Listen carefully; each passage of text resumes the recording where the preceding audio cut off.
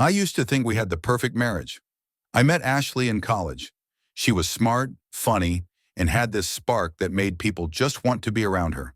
We got married young, had a kid by 26, bought a house by 30. Everyone said we were goals, and for a long time I believed them. Our life looked amazing on the outside. Family trips, birthdays, dinner together almost every night. But you know how sometimes things look perfect, until you look a little closer? There were tiny cracks, little things. She started checking her phone more, laughing at messages she wouldn't share, saying she was tired more often. At first I didn't think much of it. I mean, marriage isn't a fairy tale every day, right? But then something happened that I couldn't ignore. It started with one missed dinner. She said she had to stay late at work, some kind of team meeting. Okay, fine. But when she got home, she smelled like a different cologne. I didn't say anything at first. Maybe it was from hugging a coworker. Maybe I was just being paranoid. But then it happened again and again. Once I called her office, just to check in. Her coworker said she'd left an hour ago. When I asked Ashley about it that night, she said they were wrong, that she'd been working on a report. I wanted to believe her, I really did. But now my mind was racing. Why did she change her phone password? Why was she suddenly obsessed with going to the gym? Why was she wearing makeup even to the grocery store? One night while she was in the shower, I picked up her phone. I didn't know the password, but I saw a name pop up on the screen, just a first name. Liam. I didn't know any Liam. She never mentioned him before. That was the moment I felt my stomach drop. And that's when I knew. I had to find out what was really going on. Ashley used to laugh at my dumb jokes. We used to stay up late watching horror movies, holding each other like we were still in college. But lately, it was like she wasn't there anymore. She stopped touching me, stopped talking to me. I became a roommate, a ghost in my own home. Even our son noticed. "Why is Mommy always on her phone?" he asked me one night while brushing his teeth. What do you say to that? How do you answer a 6-year-old when you don't even know? She started going out more, with friends from work. Always the same story. No details, no photos, no proof. I even asked if I could come with her once. She laughed, actually laughed, like the idea of me being part of her world was a joke. That laugh broke something in me, something small, but real. I started noticing more. She'd flinch if I touched her phone. She'd smile at text messages but lock the screen when I looked over. She never said "I love you" first anymore. And then, one night, I followed her. That night, I waited until she left the house, said she was going to dinner with the girls. I watched her from my car across the street. She wasn't dressed like she was meeting her girlfriends. She was dressed like she was going on a date. Tight black dress, heels she hadn't worn in over a year, perfume she never used around me anymore. I followed her, heart pounding like a drum in my chest. I felt sick. I was hoping I was wrong, praying I was overthinking. She pulled into a parking lot by a fancy restaurant, and that's when I saw him, tall, clean-cut, wearing a suit. He hugged her like they'd done it 100 times before. His hand lingered on her lower back just a second too long. They walked in together, smiling, laughing, like they were the married couple. I couldn't move, couldn't think. I just sat there staring at the entrance, hoping this was some terrible dream. But it wasn't, and I had proof now. My phone was still recording. I went home, waited in silence. I didn't know whether to scream or cry. But one thing was clear. I couldn't keep pretending nothing was wrong. The next morning, I confronted her. The next morning, I didn't say a word. Ashley came into the kitchen like nothing happened. She poured herself coffee, scrolled her phone, smiled at the screen. I couldn't take it anymore. I sat down across from her and said, "Who's Liam?" She froze, didn't blink, didn't breathe, just froze. Then she smiled. "He's just a friend from work," she said, voice too light, too fake. "You're being paranoid again." Again, like this had happened before, like I was the problem. I reached into my pocket and pulled out my phone, hit play on the video I recorded the night before. There they were, Her and Liam, laughing, holding hands, looking happy. She went pale. You followed me? Her voice cracked, not with guilt, but with anger, like I had crossed the line. I couldn't believe it. I was the one betrayed, and she was mad at me? She stood up, tried to grab my phone. I pulled it away. Don't. Just don't. I'd never felt so humiliated in my life, so small. And yet, a part of me still wanted her to say something. Anything. Something that made this all make sense. But all she said was, "It's not what you think." Of course, it never is. I didn't yell. I didn't throw anything. I just sat there. She stood across the room, arms crossed, eyes darting like a cornered animal. "It's not what you think," she repeated, as if saying it again would somehow erase what I saw. "Then tell me what it is," I asked, but she stayed quiet. I opened her phone. She hadn't changed the password back yet. I don't even know what I was looking for. Maybe confirmation, maybe punishment. I opened her gallery, and there it was. A photo. Them. Together. Not just hugging, in bed, smiling, like they were in love, like I never existed. That was the moment something inside me just snapped. I handed her the phone, didn't say a word. She looked at the screen, and she knew. No more excuses, no more lies. She sat down and started to cry. But I couldn't comfort her. I couldn't even look at her.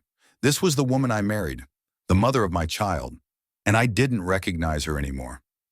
I walked out of the room, closed the door behind me, and for the first time in years, I cried, not out of anger, but because I knew, deep down, there was no going back. I couldn't sleep that night. Her crying echoed through the walls, but I didn't go to her. I lay on the couch, staring at the ceiling, replaying that photo in my head, over and over, burning it into my memory. Who the hell was Liam? The next day, when she left to take our son to school, I went back into her phone. I knew it was wrong. I didn't care. I searched his name, found messages, hundreds of them, some flirtatious, some downright explicit, photos, plans, memories they shared, like I didn't even exist. But what hit me the hardest was this one message. "Do you think he suspects anything?" And her reply, "No, he still trusts me." That broke me more than any photo ever could. I looked him up. Liam Monroe, regional sales manager at her company, married, 2 kids. Of course, a family man, a professional, a guy who probably smiles at PTA meetings and kisses his wife goodnight while texting mine under the table. I wanted to drive to his house. I wanted to knock on his door and see the look on his face. But I didn't. Not yet. Instead, I printed the messages, every single one, and I put them in an envelope, wrote his wife's name on it. I wasn't ready to send it, but just having it, it felt like I was finally getting some control back. I was ready for a fight. After what I found, after what she did, I thought she'd double down, lie again, deny, twist it all around. But when I walked into the kitchen with that envelope in my hand, she didn't even look surprised. She just said, "I figured you'd find it eventually." Just like that. Like it was a scratched lottery ticket she forgot to throw away. Like our marriage was some phase she'd outgrown. "How long?" I asked. She paused. "Almost a year." A year of waking up next to me, kissing me goodnight, reading bedtime stories to our son, while texting him under the covers. I asked her why. Why him? Why this? And all she said was, "I felt seen. He made me feel wanted again." Like I didn't? Like raising our son, building our home, sacrificing years of my life didn't count? She started crying again. Said she never meant for it to go this far. Said it just happened. They always say that. But then she said something I didn't expect. "I was going to end it. Before you found out, I swear." I didn't believe her. Still don't. But for the first time I realized. She wasn't crying because she hurt me. She was crying because she got caught. I needed space. After everything, the lies, the tears, the year of betrayal, I told Ashley I was leaving, just for a few days. I needed to think, alone. I packed a bag, no big speech, no goodbye hug. Just grabbed my keys and walked out. I drove for hours with no destination. Checked into a cheap motel off the highway, the kind with buzzing lights and silence that feels too quiet. That night I stared at the ceiling, asking myself questions I didn't want to answer. Was our whole marriage a lie? Did she ever love me? Am I staying for her, or just for our son? I didn't eat much, didn't sleep. I just kept replaying everything. The messages, the photo, her words. He made me feel wanted again. That one line haunted me, like I was some furniture in her life. Reliable, silent, replaceable. But then, on the third night, I got a call from an unknown number. It was my neighbor. She sounded nervous. "Hey, I thought you should know. There was a loud argument at your house tonight. Cops came. I think your son saw everything." My blood ran cold. I didn't ask questions. I didn't wait. I just drove. 3 hours straight, no music, no stops. When I got home, the lights were on. My son was sitting on the couch, alone, holding a stuffed dinosaur. His eyes were red. He looked at me and said, "Why were you gone, Dad?" Mommy was screaming again. The next morning, I waited until our son went to school. No yelling, no cold shoulders, just silence. Ashley sat at the kitchen table, phone beside her, untouched. She looked tired, not the kind of tired from no sleep, the kind that comes from losing control. I sat across from her. "We need to talk." She nodded. For once, no fake smiles, no defensiveness, just her, stripped down, quiet. "I'm not here to fight," I said. "I just need to know the truth, all of it." She looked me in the eye, and for the first time in weeks, maybe months, she told me everything. How it started with harmless flirting at work, how she felt invisible at home, how she hated herself for it, but loved the attention, how she told herself it wasn't real until it was. I didn't interrupt, didn't judge, just listened. And when she finished, I asked her one question: "If I never found out, would you have stopped?" She hesitated, then whispered, "I don't know." That hurt more than the affair itself, because that answer told me everything. It wasn't guilt that made her want to stop, it was exposure. And now the trust, shattered beyond repair. We sat in silence again. She asked quietly, "Do you want to fix this?" I didn't answer right away, because honestly, I didn't know. I thought I knew everything. The affair, the lies, the emotional damage. But I was wrong. A few days after our talk, I got an anonymous message.